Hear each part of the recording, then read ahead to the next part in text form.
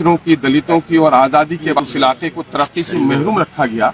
वहां की एक लड़ाई जो बैरिस्टर असदुद्दीन ओवैसी साहब ने शुरू किया, उस लड़ाई को इन लोगों ने कमजोर किया है और धोखा दिया है।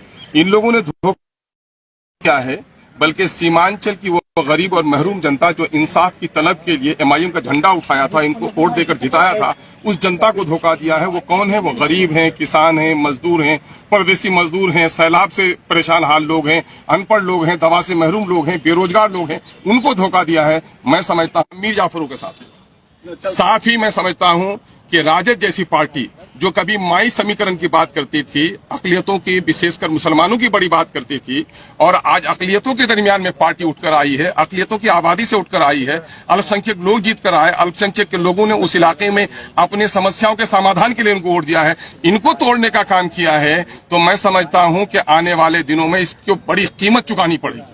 कभी माई कहते थे, आज वो A to Z कहते हैं।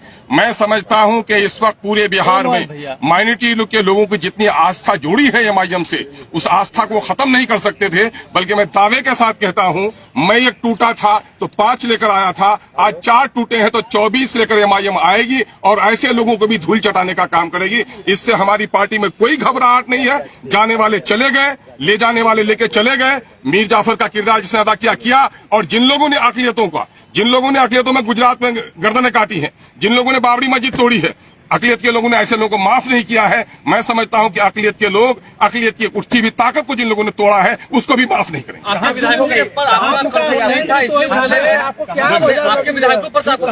नहीं, मेरे कंट्रोल का मामला ये है, ये पुलिसिया मामला नहीं होता है, कंट्रोल है। उनको इतनी आजादी मिलनी चाहिए, सोच समझ की आजादी मिलनी चाहिए।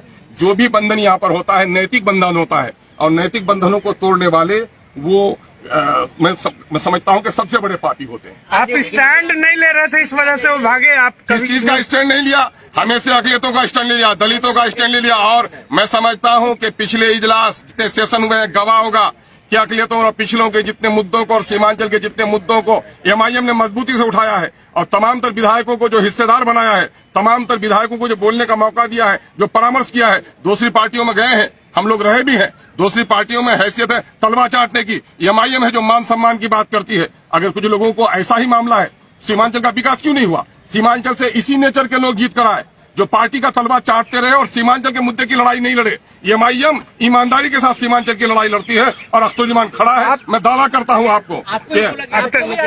अरे मुझे किसकी हिम्मत है? मैं समझता हूं ऐसी कोई राजनीतिक दल ने जन्म नहीं लिया है जो अख्तरुज्जमान के ईमान का खरीदारी करता है। कहने को कोई लफंगा किसी को अगर इशारा कर दे तो थोड़ी ही है कि ब्याह करना। आप उधर भी नहीं रहे, आप भी तो उनके साथ खड़े रहते हाउस के बाहर। क्या स्टैंड अलग नहीं है?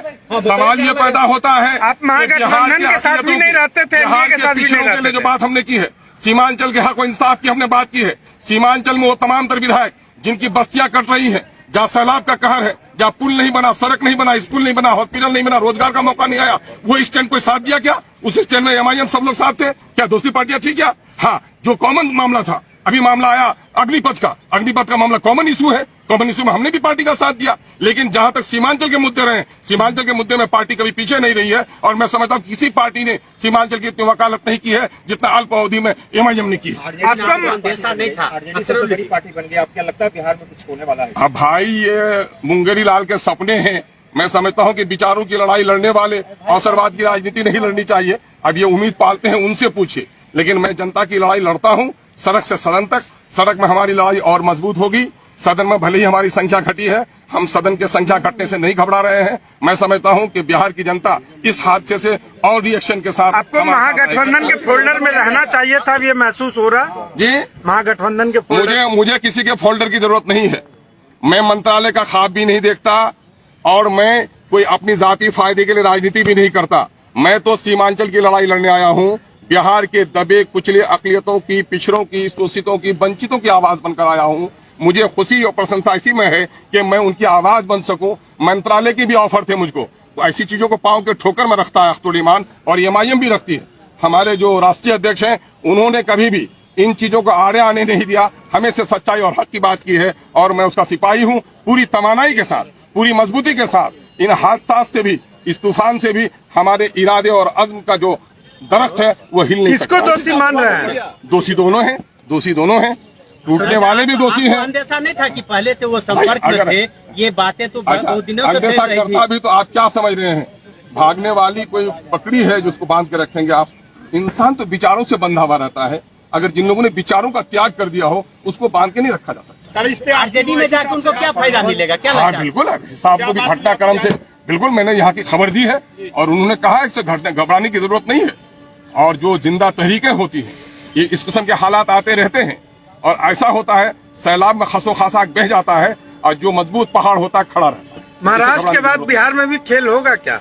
अब उस खेल की बात उनको कहिए, वो खेल का जो तमाशा देख वो उम्मीद बांधे हुए हैं। महाराष्ट्र में जो हुआ है गलत है और महाराष्ट्र के खेल को जो लोग गलत कह रहे हैं वो भी या खुद गलत कर रहे हैं। बहुत बहुत शुक्रिया।